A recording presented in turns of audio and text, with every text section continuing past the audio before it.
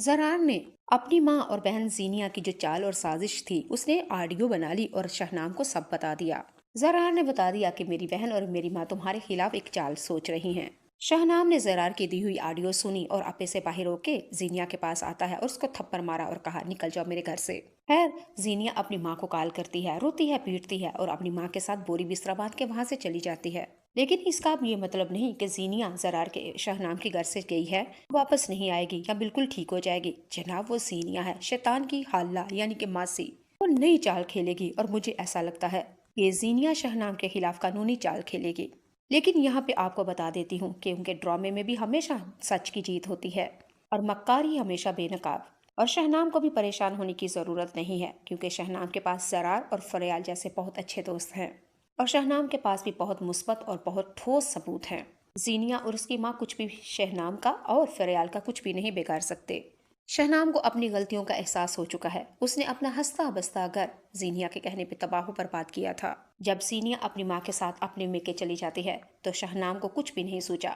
अपने बेड के ऊपर लेटता है, सारी रात सोचता समझता रहता है, कितनी नाइंसाफियां की हैं मैंने अपनी बहन के साथ, अपनी माँ के साथ। मुझे ऐसा नहीं करना चाहिए था।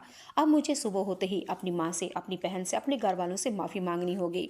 खैर, जब सुबह होती है शहनाम उल्टे पाँव ही अपने यानी कि अपनी माँ बाप के पास जाता है। अपनी बहन शानज़ से भी माफ़ी मांगता है और अपनी माँ से भी माफ़ी मांगता है और कह देता है, मुझे खुदा का वास्ता है, माफ़ कर दें।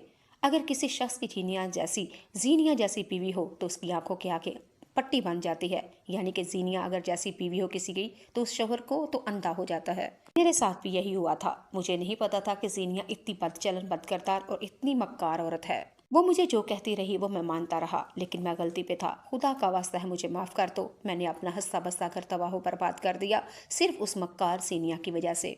जी नाज़रीन सामीन, शहनाम को तो एहसास हो चुका है और वो कहते हैं ना, सुबह का बूला अगर घर वापस आ जाए तो उसको बूला नहीं कहते।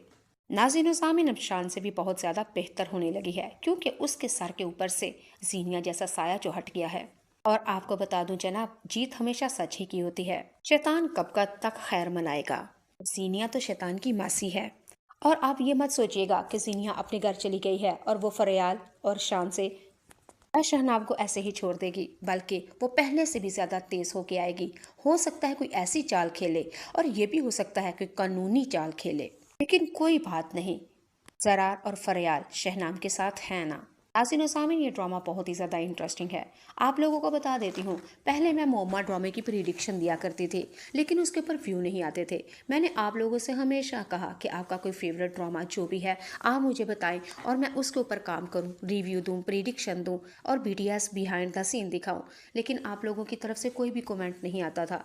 आप यकीन माने, मैं बहुत ही ज़्यादा परेशान हूँ। मैं अपने घर को सपोर्ट करना चाहती हूँ, मुझे ताउन की बेहद ज़रूरत है।